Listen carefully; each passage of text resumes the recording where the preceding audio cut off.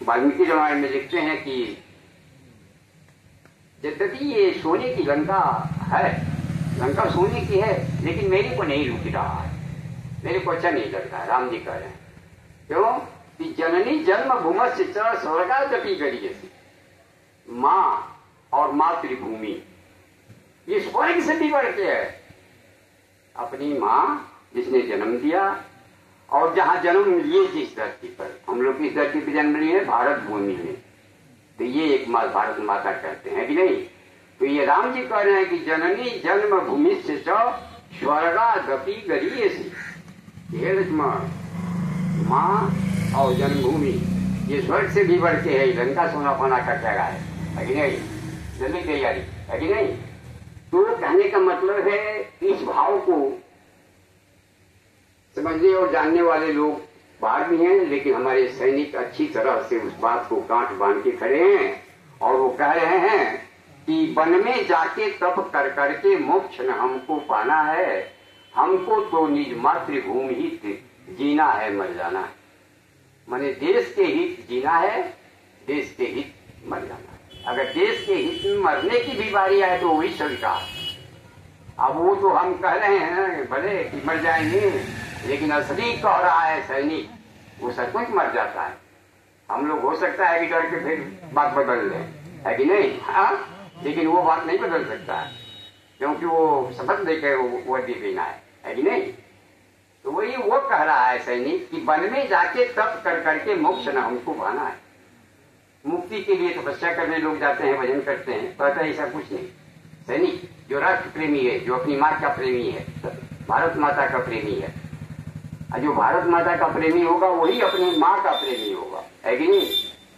तो वो कह रहा है कि वन में जाके तप कर करके मोक्ष न हमको पाना है, हमको तो निज मातृभूमि हित जीना है मर जाना है। आगे कह रहा है कि परमहंस है वही अनेकों बंधन से जो मुक्त रहे। अरे वन में जाके तपस्या करके परमहंस वृत्ति प्राप्त करके, तो परमहंस कौन है? अनेकों बंधन से जो मुक्त रहे, कोई भी बंधन उसको बांधता नहीं है। अब हमारे को ही देख लीजिए, कोई परिवार नहीं, कोई घर नहीं, फिर भी बंधन बांधे हुए। मंदिर का बंधन है, चिंता बना हुआ, झाड़ू लगा कि नहीं लगा, पूजा हुआ कि नहीं हुआ, भंडार चटक की बंधन है। जो इन सब अनेकों बंधन से जो मुक्त हो जाए वो परमानंद कहलाता है। अनेकों बंधन से मुक्त कौन होता है? आपके घर में होगा, हर एक आदमी के घर में होता है। जवन बचवा भी नवीनी के कीनत की हम उगारे पानी की पहले बनी पूछ प्रहलाद शर्म बनी के उजास, वो है परमानंद की वृत्ति। उसको कोई भी परवाह नहीं है, कोई बंधन अभी उसके ऊपर नहीं है, लज्जा तक का बंधन नहीं आया है। क्रोध, द्वेष, घृणा, अपना पराया कोई बंधन उसके बच्चे के ऊपर नहीं है। वो स्वभाव का जो संत मिले तो समझिए परमानंद, है कि नहीं। जूठे हाथ बढ़े आदमी धोए तो परवाह नहीं करे, है कि नहीं। बच्चे जैसे करते हैं तो एकदम बाल स्वभाव। हमको मिले थे एक संस्थान में वो सा परमानंद व्यक्ति थे, है कि नहीं। और वो बहुत लंबी कहानी है, उसमें हनुमान जी का दर्शन उन्होंने कराया था, मैं भी 1-2 दिन पागल रहा। तो वही कहते हैं कि परमहंस है वही अनेकों बंधन से जो मुक्त रहे, आत्मानंद चखे हर पल सदा तृप्त अलमस्त रहे। वह व्यक्ति जो है आत्मानंद में विभोर है, नहीं अपने अंदर से खुश उसमें विभोर हो, आत्मानंद चखे, अपने अमृत को पहचाने, है कि नहीं।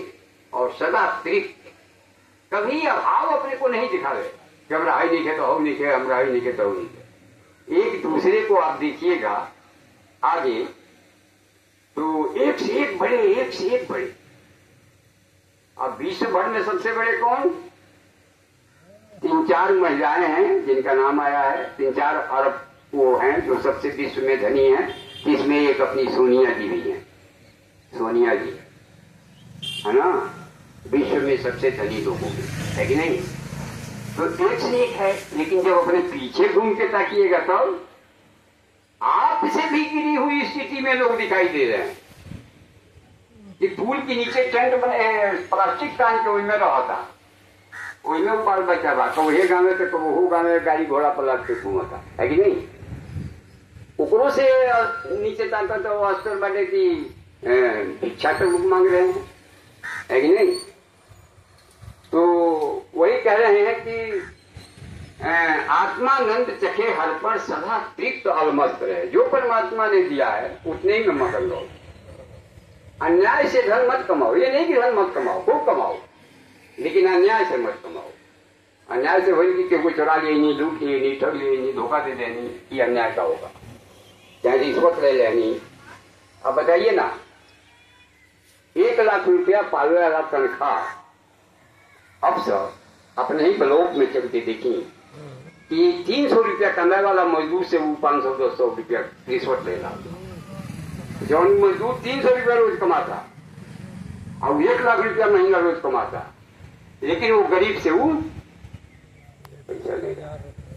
तो अब इस ढंग से जब धन कमाने का हम मना करते हैं, खूब कमाओ, आपका वेतन आपसे का कम है, 1 लाख रुपया महीना कम भाई, तो ऐसा नहीं कहते हम कि धन नहीं कमाए, खूब कमाइए, लेकिन न्यायपूर्वक कमाइए। आगे कह रहे हैं कि सदा तृप्त अलमस्त रहे और राष्ट्र कार्य में दीवाना बन भगवत धर्म निभाना है।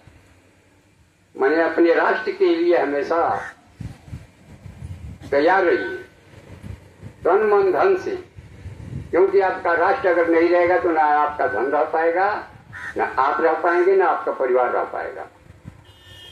आज से 45 वर्ष पहले, और 45 वर्ष जगह उम्र हुई ओकरा ज्यादा ओकरे समझ में आई, ये हमरे उम्र के हुई हुए समझ पाई।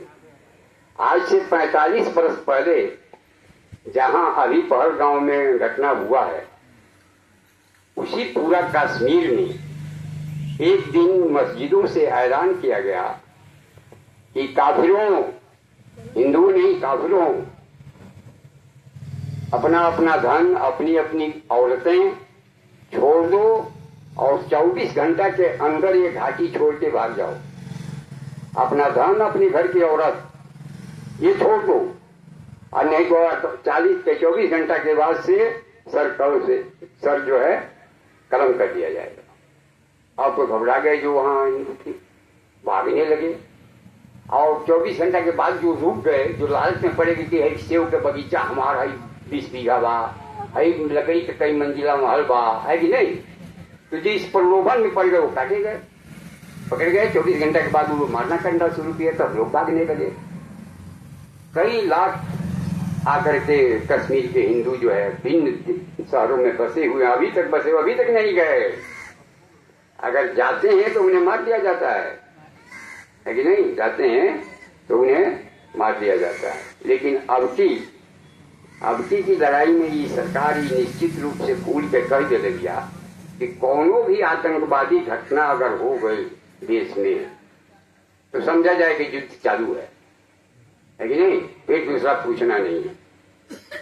तो देखिए अभी इसका क्या रिजल्ट निकलता है। रोज आतंकवादी पकड़ा रहे हैं, मारे जा रहे हैं कश्मीर में। घुसावता वो मानी ना, कहें कि ऊपर टिकट का होता, वो जानता कि आमने सामने लड़ ना पाए, यही ना इनके परेशान करेंगे, है कि नहीं। तो ये इससे हम लोगों को सजग रहना है। और जिस दिन